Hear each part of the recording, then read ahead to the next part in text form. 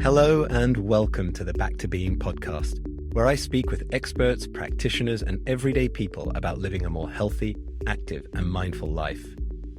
My name is Kareem Rushdie, and I've spent over a decade learning to transform my own chronic pain and stress so I can lead a life worth living. Now I'm using what I've learned along the way, as well as the knowledge and experience of my guests, to share unique perspectives that can help you do the same.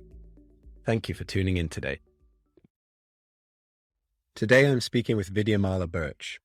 Vidyamala is a mindfulness and compassion teacher, author, disability spokesperson, and co-founder of the leading mindfulness organization, Breathworks. Vidyamala's story is incredible. She began teaching her mindfulness approach for managing pain and illness, following her own personal experience living with health challenges. At age 17, she sustained spinal injuries that required multiple surgeries and left her with partial paraplegia and chronic pain. She began to explore mindfulness and meditation as a way to manage her pain and found the results to be life-changing and transformative. In this episode, we talk about the highs, lows, and breakthroughs in her journey, the role of mindfulness and meditation in meeting life's challenges, and how living with chronic pain shouldn't end with acceptance when flourishing is possible. I hope you enjoy our conversation. So, Vidyamala, thank you so much for being with me today. It's an absolute pleasure, and thank you so much for inviting me. I really, really appreciate it. We're going to dive in, and the first question I want to ask you, because I know that you've lived for some time with chronic pain, a lot longer than I have, but I'd really love to hear what your journey with pain has been.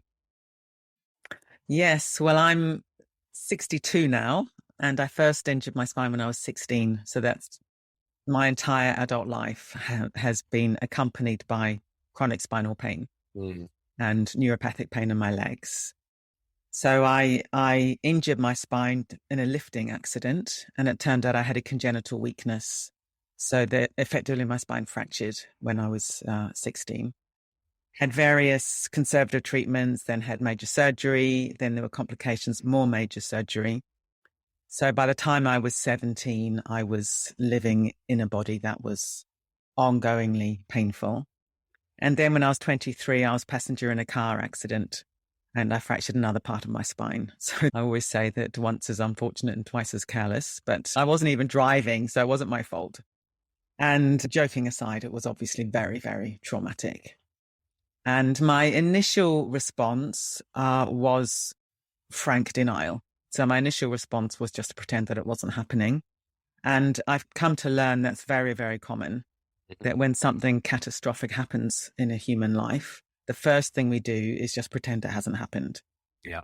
So, in my case, I just overworked. I pushed myself. I tried to prove I could do everything that everyone else could do, but twice as intensively. And of course, that was the highway to collapse. So when I was 25, I had a pretty full-on physical collapse. I had some more treatment that didn't work, and I ended up with a paralyzed bladder at that time. And I ended up in an intensive care ward, had a few very big experiences there, obviously, coming face to face with mortality. Probably at that point, it was more of an intuition than an understanding that my way of managing was not a good one. I think I kind of knew, hang on a minute, this is crazy. I've pushed myself to such an extent that I've ended up in an intensive care ward, along with some unfortunate side effects of treatment. And I had a very, very strong experience one night where I realized that this story of pain that I was locked into, my body was painful, but then my mind was tortured because it was like, I'm going to have this forever. I don't know how to get rid of it. It's all terrible. And I had this night where it became viscerally apparent to me that pain story was ever only lived one moment at a time. It's ever only experienced one moment at a time. And that, I could say much more about that, but we haven't got time now. But that completely changed my life, to be honest, completely changed my life and awoken me a passionate, intense curiosity. What does it mean to be present? What does it mean to live my life one moment at a time in the knowledge that the present moment is all that we ever directly experience? Yes, we have memories of a past and they're important, of course, in terms of living your life. And we have anticipation of the future, important. But the only lived experience we have is what's happening now. So how could I drop into being much more awake, much more present, changing my relationship with my pain, and also, waking up to all the beautiful things in the present. So that was very significant and began the next phase of my journey, which I called bargaining. So the first one is denial. And then I moved into bargaining, which is in a way much more tricky. So bargaining is where you start doing all the right things to kind of care for yourself and look after yourself and manage your situation, but with a false agenda. So the false agenda in my case was to get rid of my pain. Mm-hmm. So I started meditating, I started looking at my diet, I started exercising, I gave up my job that was so demanding, it was bad for my body. But of course, I always felt I was failing because my pain wasn't going away. Yeah, sounds familiar. Yeah, so I think bargaining is in a way even like, at least with denial, you just suppressed. You don't really know what's going on. And it's a dry, barren way to live, but there's a sort of blissful ignorance there. But with bargaining, it's really confusing because, you're doing all these things to help yourself. But if the agenda is, the complete elimination of all pain and perpetual happiness, then that's not the human condition, is it? No. The human condition is very complicated. So I did that for about 10 years. I'm quite a stubborn soul. So I kept denial up for about 10 years and kept bargaining up for about 10 years. And then I had another really big crisis where I'd sort of started really pushing myself again. And my bladder had recovered earlier on, but now my bladder just gave up the ghost and it's not recovered. So, the nerve damage from my spine means I have a paralyzed bladder, I have a paralyzed bowel. My mobility really deteriorated, started using a wheelchair and crutches. This was back in 97. So that led me into what I call the next phase, which is acceptance. And I realized that there were two crucial things which I had not understood. One was I was using all my meditation practice up to that point to escape.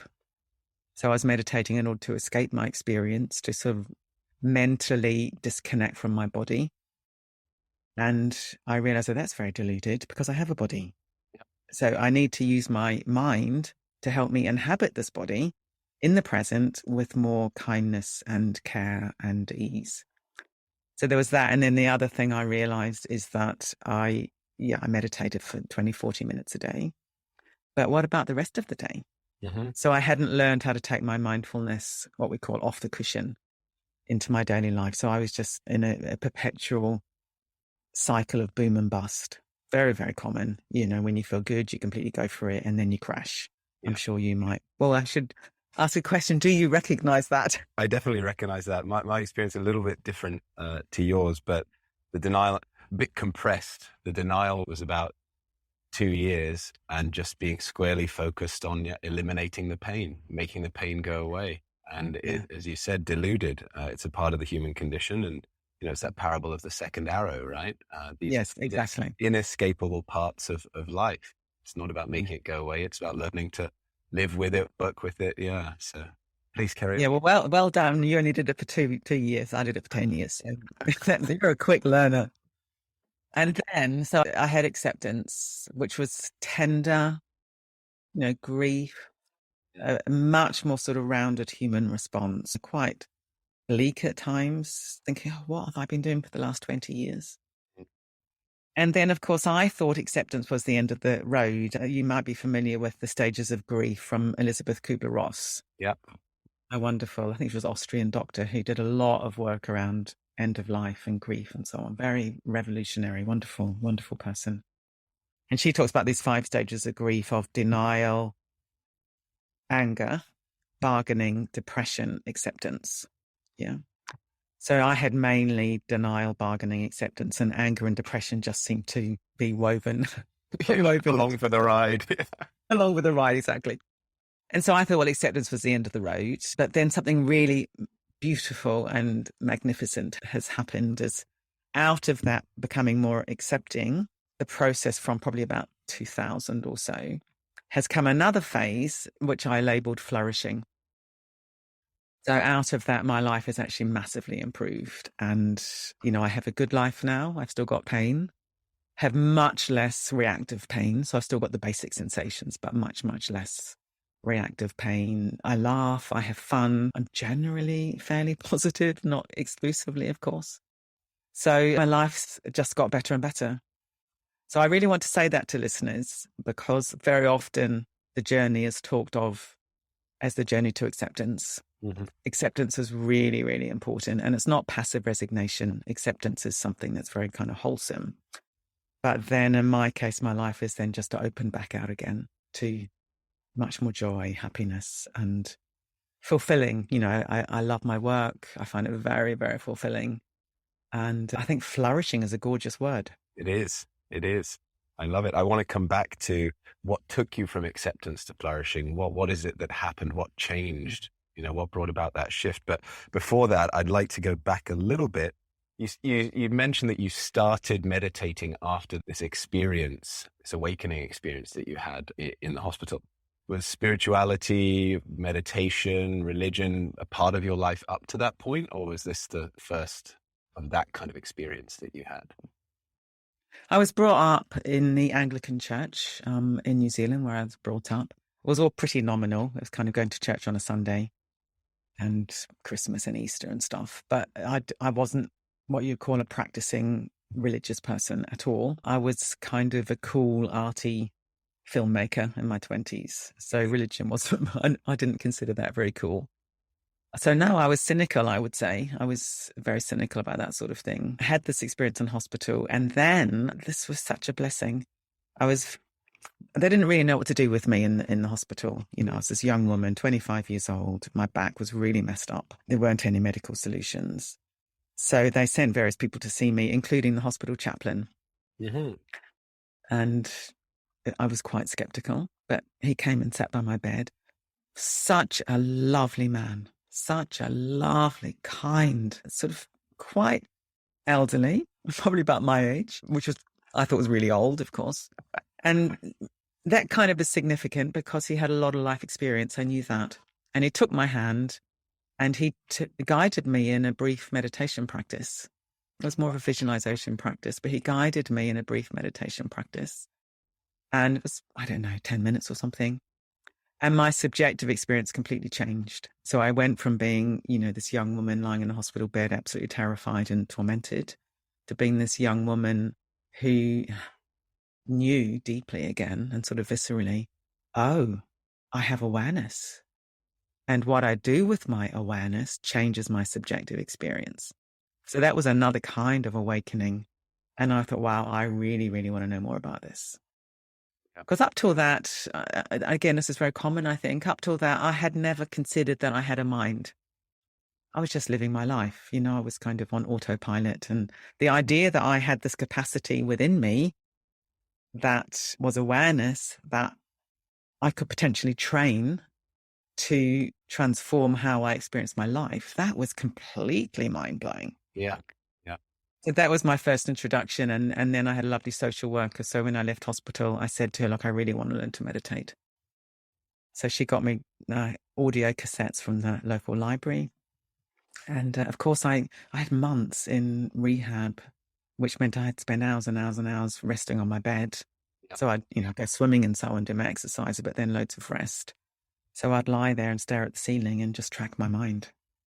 One thing chronic back pain, back conditions give you is a lot of time lying down.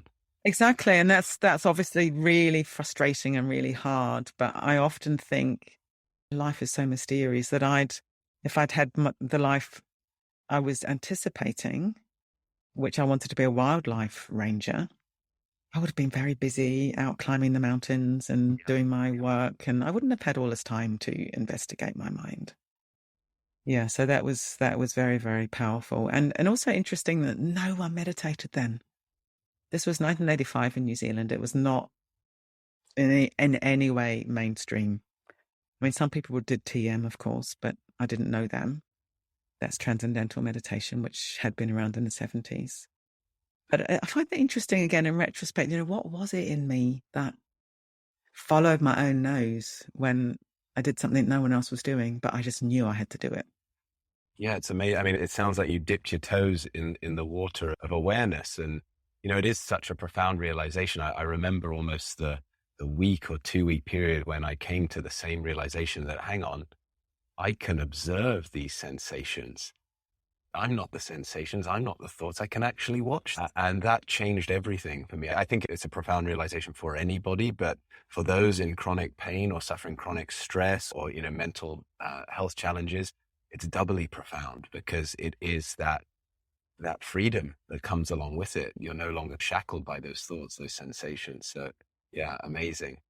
Yeah, so that's where I started. And then I did some yoga meditation, didn't get on brilliantly with that for various reasons. And then I went on a Buddhist retreat in Auckland a couple of years later. And I thought, oh yeah, this is for me. This particular approach is for me. In 1990, I moved to the UK to live in a retreat centre, and a lot of very intensive retreats. Lived there for 5 years. So that was like a boot camp for the mind. Yeah, interesting. But coming back to, because this was during the bargaining period that you mentioned. So even when you were there living in this, I guess, a monastic community. Well, and the Buddhist tradition I'm part of is kind of modern Western, so it's not monastic as such, but it had a lot of emphasis on friendship. But yeah, that was still in my bargaining phase. So that's an interesting observation. Well done. Yeah, no, I find it very interesting because I would have thought there would have been a lot of kind of learning and exposure to, why bargaining is not the right way. But I guess, as you said, you are so focused on using meditation as a vehicle to escape the pain and the body. Yeah, I think as well that these phases, they sort of emerge out of the previous one. So those years I was still in the bargaining, but because I was in this very, very supportive situation, Mm-hmm. I often say it's where I learned to love and be loved. So there was a lot of sort of gradual wearing down of the denial and the bargaining. I have a lot of dreams of things like cliff faces crumbling. It's very interesting. Wow. All my resistance, very, very evocative, and quite a lot of grieving then as well. But I still had this kind of wrong view that if I could just will myself enough, will my mind, sort of beat my mind into submission, then I could overcome my pain. And so it took me a few years longer before that finally dissolved away. You mentioned grieving and you mentioned the stages of grief earlier. What was it you were grieving for? Was it the life you lost before the injury and the pain? Or where was that grief coming from? It's a very, very interesting question. That was in there, of course. I'd been very, very fit and active as a teenager, very sporty. As New Zealand's very outdoorsy kind of culture. Very good tennis player, and I just adored the mountains, and I adored nature, and I wanted to live there. So I think I was grieving that. And it's interesting, actually, in this phase of my life now, that's still there. There's some kind of deep longing. How can I bring that into my life?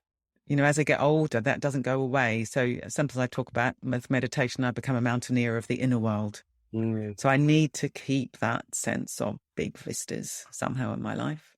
So I think I was grieving that, but I think it was something much more immediate. It's just, there I am in pain day after day, and it's hard. It's sorrowful, it's sad, it's hard to bear.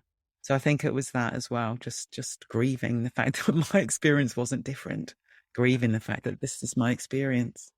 I can relate in a much smaller, to a much lesser degree, but can definitely relate. I'd love to come back to this transition from acceptance to flourishing. But before we go there, and I know this is a tough one to kind of define or even describe because it has to be experienced firsthand, but you've been a mindfulness practitioner and now teacher for many years. How do you describe mindfulness to somebody that's never heard of it before, is interested in what it's all about?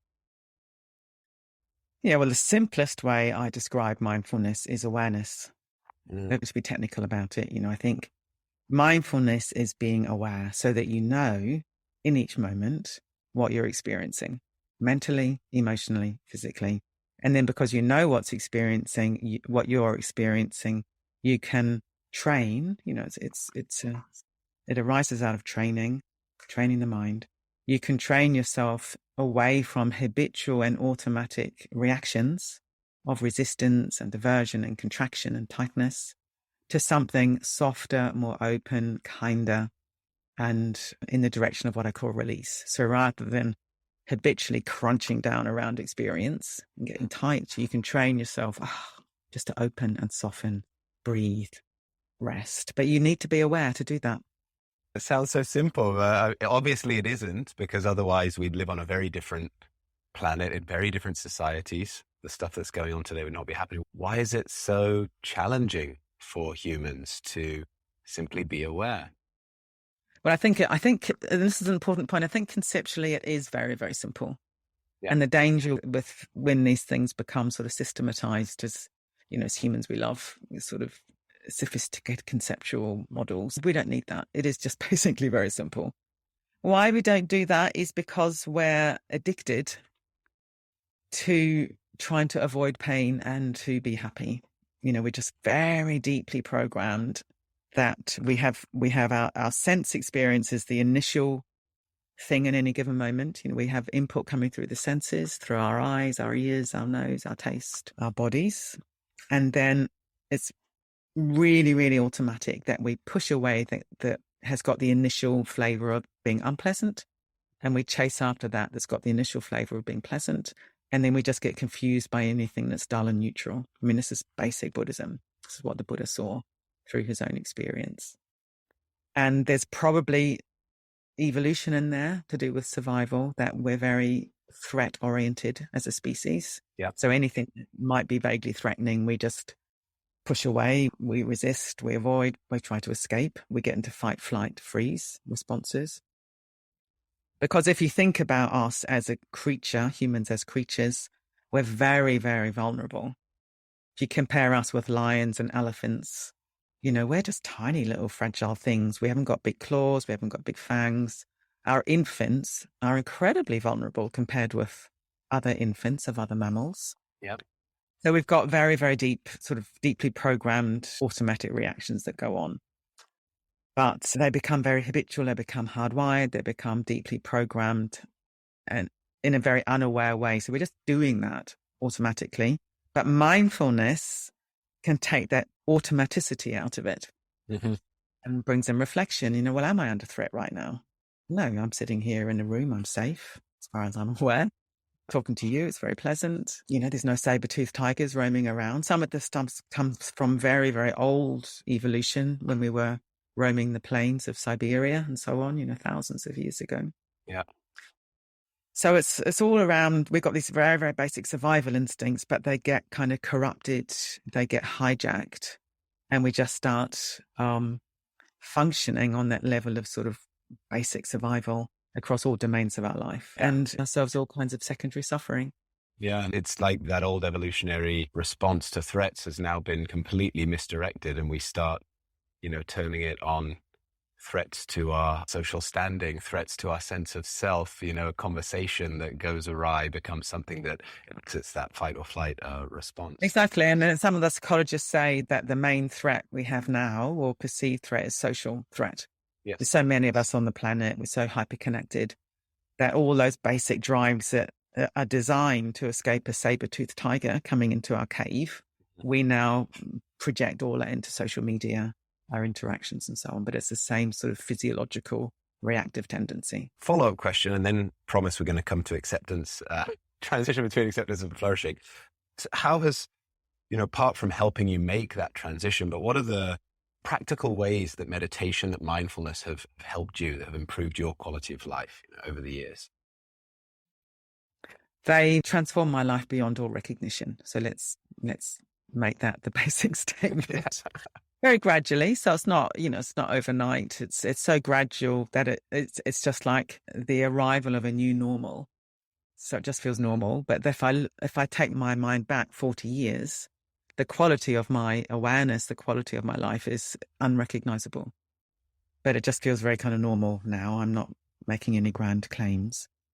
So I'm more present. I'm more disciplined. I could be more disciplined, of course. It may be one of the main things. I'm able to sort of notice what's happening experientially and then interrupt a whole cycle of judgment and contraction and resistance. And, oh no, I've done it again. I'm a bad person. I'm hopeless. I'm useless.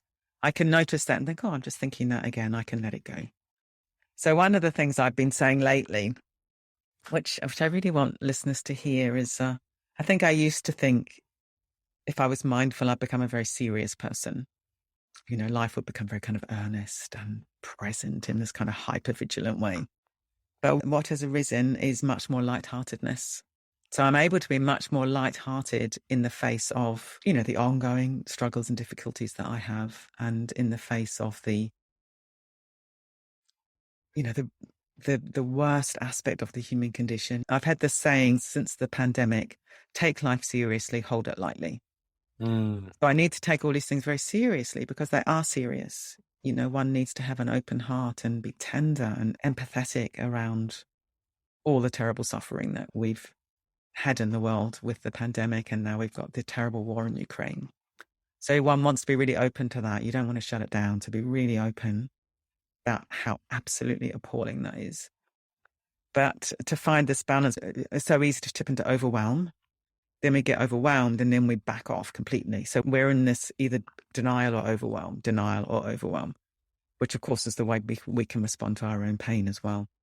But it's like being able to hold it lightly so you're very present with a lot of love in your heart, but not overwhelmed. Yeah. So that's one of the things, I think. And just to track that back to the pain journey, one of the key things that I continue to try to refine is the middle way between denial and overwhelm. There's a sweet spot between, oh, this isn't happening, or, oh my God, this is unbearable. There's a sweet spot where, yes, it is happening, and actually it's not unbearable. It's just a flow of sensations flowing through the moment like a river. It's quite nuanced. I mean, it's a really good point you brought up about holding it lightly. I think there's a misperception that being mindful equals being stoic, and that calm and balance and equanimity means not feeling anything. Yeah. Or not having a sense of humor. Yeah. It's terribly important to have a sense of humor in the face of the human condition. Absolutely. I love that. Okay, now we'll come to acceptance and flourishing. How's that transition? How long has it taken? What have been the kind of hallmarks of that transition? What are the main differences between that state of acceptance that you're in at this current state of flourishing? Yeah, great question. So when I was in the late 90s, when I was making my way into what I call more of the acceptance phase, when I'd had another big collapse and there was a lot of, oh my God, here I am again. And then realizing that I was trying to escape and that I didn't know how to take my awareness off the cushion into my daily life. During that time, my back was really terrible. And so I was pretty much housebound for years, really, 3 or 4 years. I had more major surgery in 2002. So that period between 97 and 2002 was very difficult indeed. And the surgery I had has been helpful, which is great. But at a certain point during that phase, I thought, I need to get out more. Somehow I need to find a way to get out of my own little room, sort of more metaphorically speaking, because I couldn't actually get out that easily, but I needed to emotionally sort of get out of my own tiny little narrow world. And I needed to think of others more. I needed to do something for others. So I applied for a grant from the UK government in 2000. It was called a Millennial Grant, and it was aimed at disabled people that wanted to contribute to the community. Millennial was when the government had money to give away. Yes. And it was a very small, I think it was £8,000 or something. And I remember seeing it thinking, oh, that's just what I need. I need to do a project where I will be helping other people. That will be good for them and it will also be good for me. And that sounds a bit of self-interest. It wasn't like that. It was much more intuitive. So I started just trying out teaching mindfulness to other people with pain and illness in 2001. Where it was very, very experimental. I didn't really know how to do it. I didn't know if I could cope physically. My back was still absolutely terrible. Spinal pain was very severe. So I was quite limited to what I could do. But very quickly I thought, oh, this is good. This is helping people. All the things I've learned over the past 2 decades, there is something in here that I have to offer others. I had my big operation in 2002, and in 2003, I started developing what's become Breathworks. So I think thinking of others, getting beyond my own little narrow world was really significant. And then meaningful work, having something bigger than me to engage in. I think that's been very, very significant. And it was a hard thing to figure out because I couldn't go out and get a normal job. I didn't have the physical capacity for that at all. So I've had to develop my own project that I've been able to work in my own way for years and years and years around my own sort of health needs, my pacing needs. I work from home all the time now. That's a lot easier for me. So it wasn't easy at all, but I think that's been the key part of flourishing is expanding my world. Let's put it that way, expanding my world. My world had really shrunk. My world had massively shrunk to me in my little dark room with my pain, sort of agonizing, feeling regret, remorse, trying to figure out how to learn, mindfulness is really good. I know it's good, but somehow I've distorted it. Oh, I've distorted it because I'm still trying to escape. I'm thinking if I train my mind, I can somehow overcome my body. I think I was in a mind over matter thing, and I now describe it as mind with matter. Mind with matter. How can I use my mind to live with this body with greater dignity and ease? And yes, I think thinking of others, expanding my world, a meaningful activity that is actually contributing to the world. That's been enormously fulfilling and satisfying and moving and enriching and has enabled me to flourish.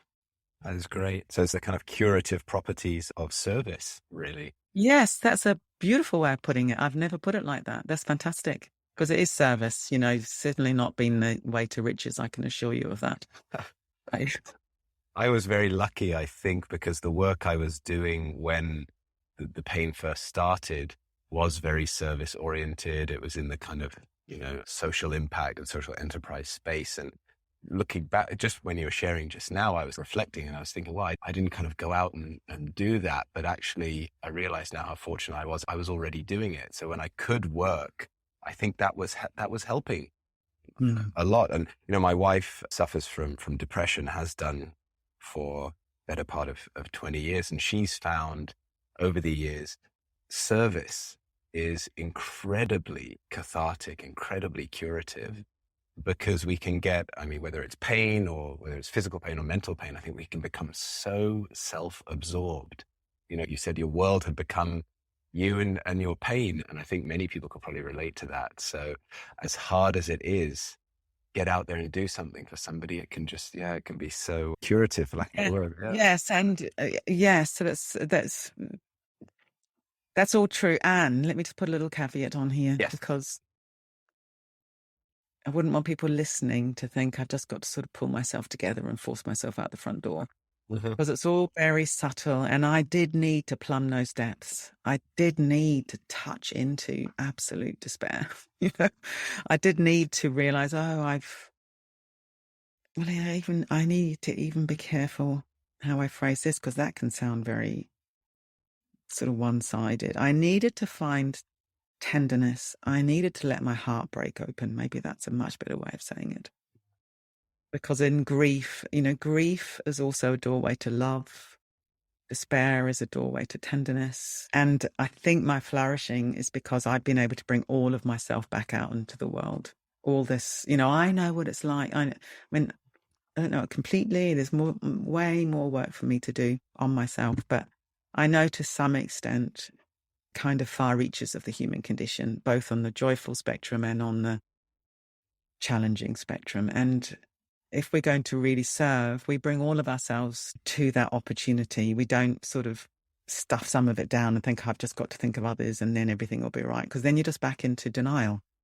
Yeah, no, that's a really, really good and important caveat. And I think it's, if you are embarking on that path of service, I think what holds a lot of people back is perhaps thinking, I'm broken myself or I'm unworthy myself. How can I go out and help others? But as you just pointed out, it's that brokenness, that experience actually that you bring to this, because it's having been there that actually can help so many other people. Exactly. Yeah. Yes, I think that's beautifully put. And there is, of course, the archetype of the wounded healer. Yes. which I think is a very interesting archetype. And just to say as well that Breathworks, the organisation I founded, is a charity. And I think that's been very important to me. That initially it was social enterprise and now it's a charity. This is perfect. This is a perfect segue. I'd love to focus on Breathworks for a bit. So this was 2002, 2001, you got a grant and Breathworks was born. Please tell us the origin story of Breathworks. So the origin story is exactly that. Here was me, this woman living in a little dark room thinking I've got to get out more. Giving it a go, realizing, oh yeah, this works. It seemed to be helpful for others. It was helpful to me. It was all very experimental initially. I didn't really know what I was doing, but there was something in there that was gold. And I thought, oh, this is wonderful. And then I had my operation 2003. I was lucky enough to be joined by two very experienced meditation colleagues, Gary and Sona. And Sona's actually my husband now. So, we were in a relationship together. And they'd been meditating way longer than me. They've both been meditating for 50 years now. So that was 30 years then. And they gave me confidence. I think I lacked confidence in my own ability to do this thing, both because living with pain, it does erode your confidence. I'm sure many listeners will know that. And maybe you can recognize that. You just feel a bit useless. And so it was hard for me to have that self-belief. And they were saying, look, what you want to do is amazing. It's what the world needs. We will work with you. Let's do this thing together. So I feel a huge debt of gratitude to them. And we were friends, so it was fun. It was so creative in those early years. No money, loads of passion, lots of arguments, lots of love. It was wonderful. And then in 2004, we thought, there's three of us working in Manchester in the north of England, running, 4 courses a year. 1 in 5 people in the Western world have got chronic pain. That's billions. We're maybe reaching a few hundred. Let's have a little bit of a rethink. And so we decided to begin this journey of becoming a teacher training organization. So using the Cascade method, where we would train other people to teach and then they could take it out into the world. So we did our first teacher training retreat in 2004. And now, nearly 20 years later, I think we've got over 600 teachers in over 40 countries. Incredible. So, that is just so amazing. I love that somehow or other, this thing is spreading around the world and it's helping people. It's helping people. And one of the things I'm also very excited about is over the last couple of years, a couple of our trainers have developed a course for people with low literacy, immigrant populations, called Take Back Your Life. So it's an adaptation of our signature course, which is an 8-week program called Mindfulness for Health or Mindfulness-Based Pain Management. So they've now done a 5-week course aiming at underserved communities. So that's very, very rewarding for me. Yeah. That's great. So kind of democratizing it a bit, isn't it? Because one of the criticisms of contemporary mindfulness is that it's quite exclusive, or it feels quite exclusive at times, doesn't it? So yes. So in the mindfulness field generally here in the UK, there is a lot of effort around reaching people of colour, other communities, but it's been a kind of white middle class activity on the whole, which is perhaps inevitable, something new coming into a culture. And in the UK, it's mainly come into the universities. Breathworks, we're not an academically based program. So we've always been sort of grassroots, experience-led program, which I feel really proud of. But nonetheless, a lot of the reasons why mindfulness is accepted in healthcare and so on is because of the academic roots in the UK. So I feel grateful to that as well. But at Breathworks, we've got a whole bursary program, which is wonderful. So I think something like 50% of places on our courses are bursary now. Oh, that's great. Bursary, for those not familiar, not from the UK, basically. Subsidized. Scholarships. That's fantastic. What exactly are you what are your teachers learning to teach in your teacher training? What are they then taking out into the world? They're learning the methods of our program. So we have a syllabus. So they're learning the syllabus. But I think more importantly, they're learning how to embody mindfulness. They're learning how to practice it themselves. And there are to do the teacher training program, you need to have a mindfulness practice of your own. But they're learning to, how to deepen that, how to embody that, how to communicate, how to engage with other people in their meditation practice, how to do inquiry, how to draw other people out about what's actually happening. But one of the things I love is that this phrase that mindfulness is caught, not taught. It's caught, not taught. So you really need to, you need to authentically be walking this path yourself. Mm-hmm. So on our teacher training program, to some extent, it's kind of theory of the syllabus, but a lot of it is just imbibing the atmosphere of breathworks, imbibing this flavor of compassion, of kindness, of mindfulness, of lightheartedness, of humor, of depth, deep yet light, sort of catching all that flavor. It's amazing. And people seem to love our teacher training pathway on the whole. I love that expression, mindfulness is caught, not taught. I was going to ask, with a lot of academics, a lot of professors, they've never, say, worked in industry, but they're teaching these subjects or entire careers. What is it about mindfulness that, because it's the same across many mindfulness-based programs, teachers have to have their own practice. It doesn't seem to work if they don't. And then you hit the nail on the head there. It's caught, not taught. Yeah, one of the dangers of the popularization of mindfulness is that it just becomes superficial. It becomes just another kind of little well-being thing out there. That's one of the dangers. So we have to always guard against that by requiring depth of our teachers. Just to caveat that as well, some people are very purist that, apps and things are bad because mindfulness is a deep activity, which it is. I'm not particularly purist. I tend to think something's better than nothing. Mm-hmm. And then something better is something better than something less. But I think all these apps and so on, they're planting seeds. I think great, get it all out there. That increases the demand for depth. So I see that Breathworks is providing depth. That's what we need to do.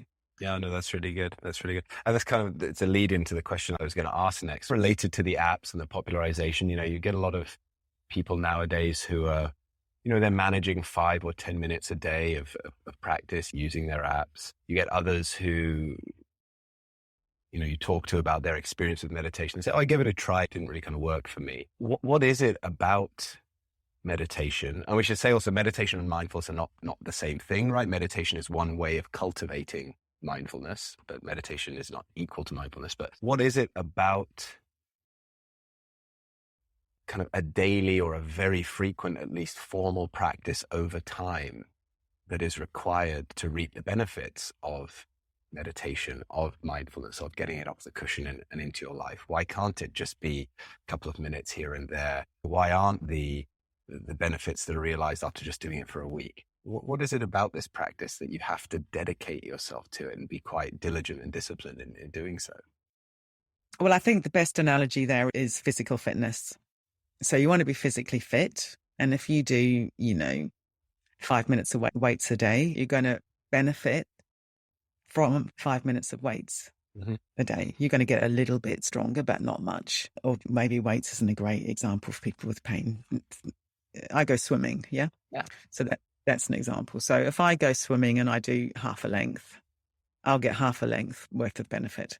Yeah. If I go swimming and I do 20 lengths, which I can do quite easily, I'm a good swimmer, and I'm not overdoing it if I do 20 lengths, then I get the benefit of that degree of fitness and flexibility in my body. And if I do 20 lengths 3 times a week, my body remembers that. I get back in the water and there's a kind of body memory of, this is what it feels like to be relatively fit. It gets easier. It gets easier. Yeah. So I think that's just like everything in life. The more you put in, the more you get back, basically. And as we said earlier on, we've got these basic sort of evolutionarily wired impulses of automatic aversion to pain, automatic chasing after pleasure, automatic confusion when we're a bit dull and bored. Yeah, that's hardwired. We can change it. One of the wonderful things that modern neuroscience is showing, and Buddhism's always said, is that it's very fluid and pliable in there, and that we can change. Right, neuroplasticity. Exactly, but it's also called experience-dependent neuroplasticity, which can also mean what we dwell on, we become. So if you're someone who's habitually dwelling on, I hate my pain and it's really difficult and I hate my life, you're going to get really good at that. Yep. In meditation, you insert a pause, you sit down, you notice the arising of that thought. I hate my pain, I hate my life. You think I've got a bit of a choice here. I can either continue down that route or I could just come back to breathing in my body. I can put my bum on the chair. I can soften, I can release. That feels a bit more pleasant. oh, now I'm chasing the pleasure. No, just come back to the breathing, stability. Let the thoughts pass through the mind like clouds passing across the sky. Then you're a person who's cultivating that ability. And the more you do it, the more automatic that's going to be. So you're changing your default setting. That's sometimes the way I articulate it. Yeah, that's a good analogy. That takes time. It's not going to happen in 5 minutes every now and then. Yeah, I guess that's the strange thing about using the apps, this device that's built for instant gratification, convenience, immediate delivery. Meditation is one of those things that you need to put in the time, like physical fitness. Yeah, and like anything else good in life. Like anything else, yeah. Yeah, but if, again, it's all very delicate. If you go all strivey and willful and you start really pushing yourself, that doesn't work either. So it's a dance. Yeah, I've often wondered, not all the apps have this feature, but some of the apps have this feature that tracks the consecutive days that you've meditated and kind of reward you and give you badges and things for doing that. But in doing so, it's kind of going against the grain of what it's all about. You shouldn't feel like you have to do it so you can get that. Well, it depends how you relate to all that, like everything else. Mindfulness is this quality of awareness, and you can relate to all the badges in a very acquisitive way, which wouldn't be so helpful. Or it might be, I'm a bit undisciplined, and this is helping me. That's helping me. It's how we relate to it is more important. That's how we relate to it. So rather than apps bad, depth good, I think, how do you relate to the apps? I think the apps can be brilliant if you relate to them in a creative way. Yeah, absolutely. Okay, we're going to wrap things up soon. Wanted to ask you, what are you working on at the moment that's exciting you? Any exciting projects coming online soon or online at the moment? Yeah, so one of them is this project I've already mentioned of the Take Back Your Life project, which is making mindfulness available to a much wider demographic. So that's very satisfying. And we're getting some funding to roll it out in communities in the UK. So that's brilliant. That's fantastic. Another thing that I'm really delighted about is we've now at Breathworks, we've now got something called our Community of Practice, which is a free online community. Because one of the things that we really need as humans is community. Mm-hmm. And all this training in mind business is hard. To do that in the privacy of your own home, just learning how to tame this wild animal of the mind can be really hard, and especially if you've got pain. Yeah. So we've got this, it's called a community of practice, but really it's a kind of online hub. We've got courses on there. We've got communities on there. We've got poetry groups. We've got a book club. I've got a group, Mindfulness for Pain and Illness. And once a month I do a session with those people. So maybe in the notes with this podcast, I could put the link where people can sign up for that. Definitely. We will want to. It's completely free. We're determined to keep it free. It's donation based. So I feel very excited about that. And it's got loads of activity. We've got 2,500 people now. It's been going about a year, and it's really getting a lot of activity. It's not that easy in the online space to get retention. That's the jargon, so much out there. But we're offering engagement. We're offering support. It's really brilliant. So that's great. And then recently, a couple of other projects I'm excited about. I recently have been working with a very good friend of mine called Padma Darshini, who's a yoga teacher, a meditator, and we've been developing resources around how to regulate the nervous system. Because a lot of us with pain, well, a lot of us in the modern world, we've got dysregulated nervous systems. We're a bit wired, a bit sort of hyper, and pain can certainly trigger what's called sympathetic overactivity, and then that makes the pain worse. It changes our perception. So we're maybe going to develop a course around that. Maybe we'll call it mindfulness-based nervous system regulation or something. I don't know. We're not nearly there yet. But to develop a course based on all the work we've been doing together, which is very body-based, movement, meditation, and so on. So that's very exciting. And then another area that I'm developing at the moment is how do we bring mindfulness to whole life health when we're living with pain? Because I've become increasingly convinced that mindfulness on its own isn't enough. If you're trying to actually really optimize your well-being, if you've got pain, you need to look at diet, exercise, sleep, all these kind of things. So I've got an acronym for this, which is HEALS. So it's healthy eating, exercise, awareness, love, and sleep. So I'm developing a whole load of resources around that. I like it. I had an acronym which was MEDS, which was mindfulness, exercise, diet, and sleep. Take your meds, every day. So that's interesting. So I had MENS, which was mindfulness, exercise, nature, diet. I've been playing around, but I think HEALS is really good, isn't it? HEALS is really good. I mean, having love it. I'm allowed to pinch it, okay? It's mine. It's yours. It's on the record, so I can't pinch it out. That is a really good one. And the work around the regulating the nervous system, I mean, that's a whole nother podcast. I'd love to have you back and talk about that one. Yeah. That's amazing. This all sounds really good, especially the community of practice. And, it's been a thread, your story, since we started talking, that support, whether it was the chaplain in the hospital, the social worker who got you access to those early meditation tapes, the community within the Buddhist order, your partners at Breathwork. So having that support at every step of the way is vital. And it's something that's missing. People are so isolated, increasingly isolated with work from home. So really happy to hear it. If people are living with pain and illness, they're doubly isolated often. Yeah. So I feel deeply, deeply happy that we've not only prioritized trying to build community, but we've figured out a way to do it. Because for years I knew it was important, but I didn't quite know how to do it. And then I came across this platform called Mighty Networks, which is basically an off-the-shelf app that you can then adapt to your own needs. So we've been using that. It's really good. We will put links. I'll get all these links from you and we'll put all of these in the show notes. I think it'd be a wonderful resource for people to go to. And people can find you at Breathworks, I assume, if they... Yeah, so it's breathworks-mindfulness.org.uk. And then my own website is vidyamala-birch.com. Great. We'll put those in the show notes as well.